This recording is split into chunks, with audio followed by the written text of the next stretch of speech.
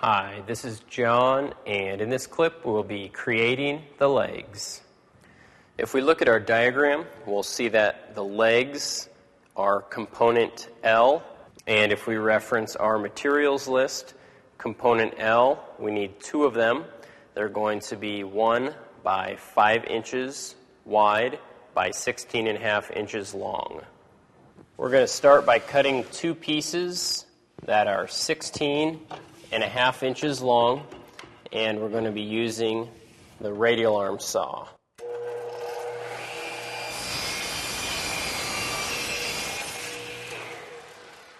Next, we need to set our table saw to 5 inches wide.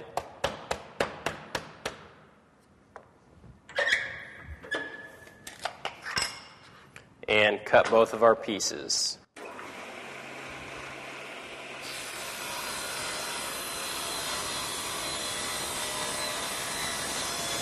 Now if we go ahead and set that leg on top of the foot, we can see how it is going to be assembled. And a couple things to keep in mind is that the base of the leg is just a little bit higher than our curve on our foot, and our leg is going to go on the inside of the feet.